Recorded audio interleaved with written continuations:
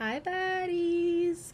Election day is next Tuesday, and I know it is a very heated election. It is an important election that a lot of people are downplaying and that they don't want to vote for and that they don't want to engage in because, one, they dislike the character of both candidates, or they're just uninformed on a lot of issues that they're not taking the time to research, or you don't have the time. You're working, you're a student, you have a job, you have a family. You don't want to think right now about who to pick to be the president of the United States. You don't care. But you will care in the next year, 2 years, 4 years, 10 years, because the policies that either president plans to execute while they're in office will directly affect your communities, and Kamala Harris is the better choice for that, and I'll explain why.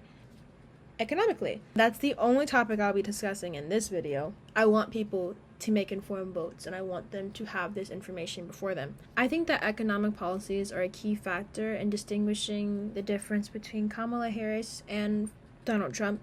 A central aspect of this contrast lies in how each candidate's fiscal proposals address economic growth, income inequality, and the national debt, especially in the long term. One key component in this involves maintaining programs that support lower and middle income households, as well as making targeted tax adjustments for the highest earners and corporations. For instance, her proposals include increased support for clean energy and education, which experts believe could stimulate sustainable job growth and reduce long-term healthcare costs through environmental impacts. So the more we work on our environment and on our education systems, healthcare costs could cut, and we're going to boost and increase job growth.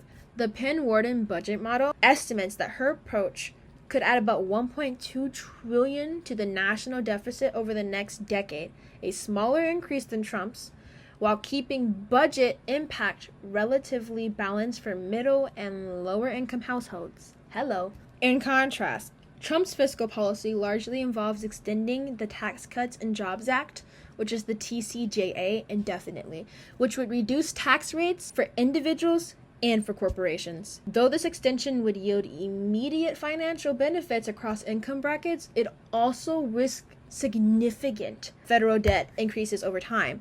Analysis done by the Warden budget model projects a $5.8 trillion increase in debt due to these policies over the next decade. While these cuts would provide short-term boosts, they're financed by increased borrowing, which would need to be paid back in the future. So that impacts long-term economic stability, and that places a financial burden on our future generations. Hello, me, my kids. The growing deficit would lead to higher inflation down the line, as the Federal Reserve would need to tighten monetary policy to counteract inflationary pressures from debt-driven spending. And while we're on the topic of Donald Trump, let's talk about the stimulus checks. They highlight a key economic difference, in my opinion. While stimulus checks provide immediate relief, once again, they primarily function as short-term economic stimuli, and they do not contribute at all to sustained economic growth. Instead, they add to the national debt without significantly impacting long-term productivity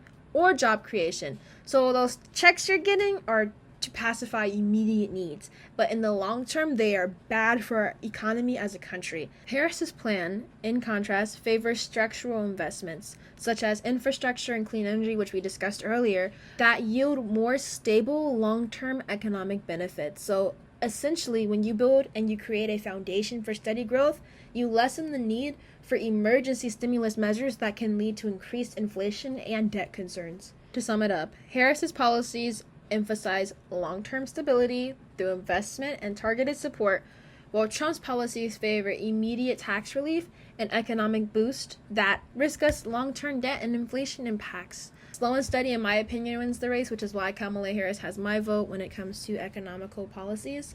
But you might, be more catered to Donald Trump, and that's your choice as a voter to make. You have to make an informed decision, and I just wanted to help you do that on the topic of economic policies by both candidates. And your choice will shape the nation's fiscal landscape for years and years to come. So make an informed one.